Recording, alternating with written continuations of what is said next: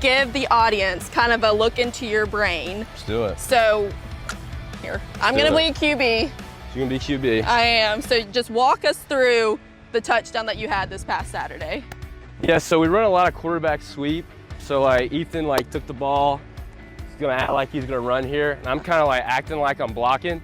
In the moment that these guys pass me, I'm up, running a little corner out right here. Just like that. Exactly like that. Did you know that it was like coming to you? Was that the, like right when I passed the guys, like I knew, touchdown. Touchdown. Well, they want me to embarrass myself here on the camera, and I'm gonna play QB1, and you're gonna run your favorite route that you want to run, and I'm gonna try to get the ball to you and score a touchdown. No one judge me for this. We're in the corner. Okay. Oh God, I don't know if I can make that. Okay, I'm gonna try. Woo! Put me in.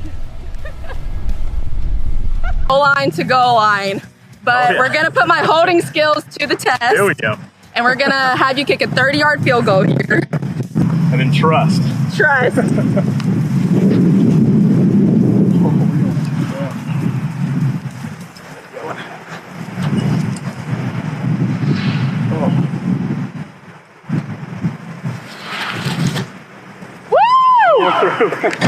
Okay, since I was the holder, I hear there's a special celebration. Yes. How do we do this? Yes. So normally it's me, my holder, and my snapper. So we line up like three. So I'm here, you would be the holder, so you're there. Okay. And then my snapper's here. So we're gonna start here.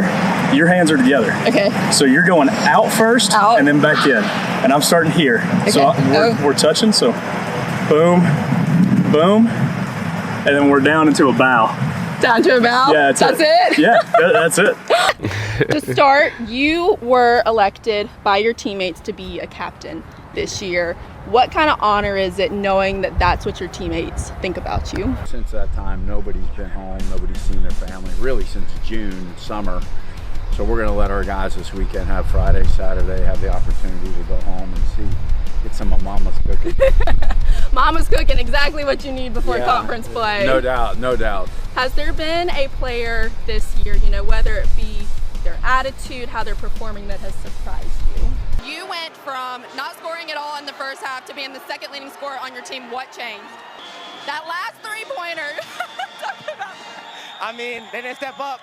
I knew respectfully the game was over, so I mean they got to step up. I'm a deep shooter. I knew it was going in as soon as I left my hand, and it just felt good to get one going. Were you showing out for your girlfriend? You see her over there? Yeah, she's over there.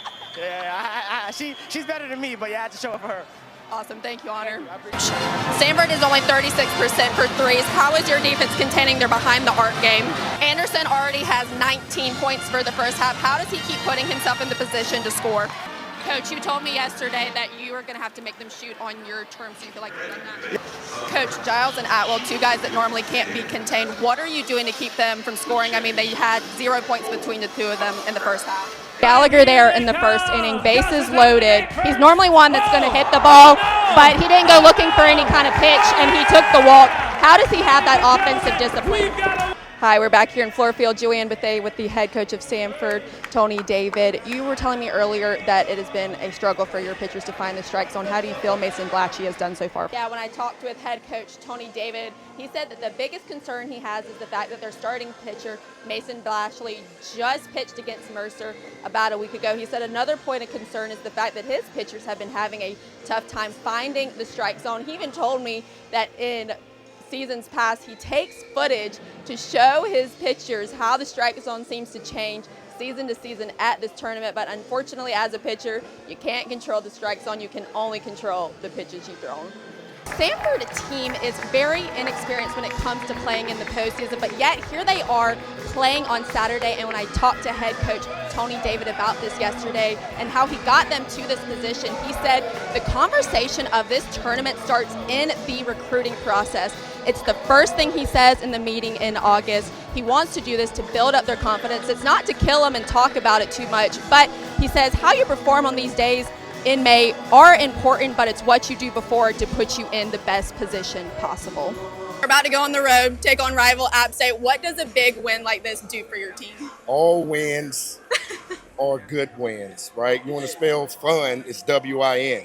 You have a handshake. Yep. When you come out. Okay, teach me this handshake. Okay, so you go this, you go 2 times here, and you go up, and then you link it like that. That's what I do with JP. Does this get you like hype? Yeah. Like, Okay, I don't know if you saw the end of the last walk and talk that I did with Jaden and my horrible air ball of a shot. Give me some tips on how I can do better. Okay, I can do it because I did see that shot. So the best tip I can give you is when you get the ball, pass it to Kristen Williams or Savannah Brooks. Well, I said before, I was like, I'm going to pretend to be Kristen Williams. I know I'm not the baller like her. I think the coach in me tells you to hunt the assist and not the made basket. It's funny, my high school basketball coach told me the same thing. You were able to give number 5 another game, but what were the emotions that you had when you saw her go down? Well, A member of the coaching staff when I was in the huddle was telling them that the first 3 minutes have to be in their control. They have to set the tone for the 4th quarter. And then Jimmy Garrity came over and said, we are not making switches based on them. We call the shots. And then he held his hand out and it had a smiley face drawn on it to Paulk and said, this is for you. Then showed it to everybody, said, this is for all of you. Smile, we've got this. Yeah, Pete Matthews actually went to the hospital last night, and I had a chance to talk to head coach Jimmy Garrity about the situation, and he wasn't even sure she was going to play last night. But to much surprise, she was here pregame during warm-up, shooting around, so she will be playing today. And when I asked her what went into the decision for her to play today, she said, everyone has adversity, and this is mine, but this is my last year, and I want to leave everything on the court. Well, we're going to try to give the viewer a look into your mind. I'm going to pretend to be, let's say, Kristen Williams, not a baller like her, so let's use our imagination. But kind of just like a pop pass 3 over here. So you're going to talk to the camera, kind of walk them through everything, and then I'll be over here in the corner. kick to the corner.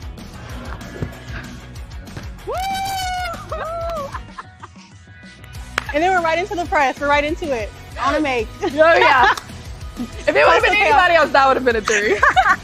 Coastal Chaos. We also have really good rebounders, so Oh, yeah. we'll get that for you. Yeah, absolutely.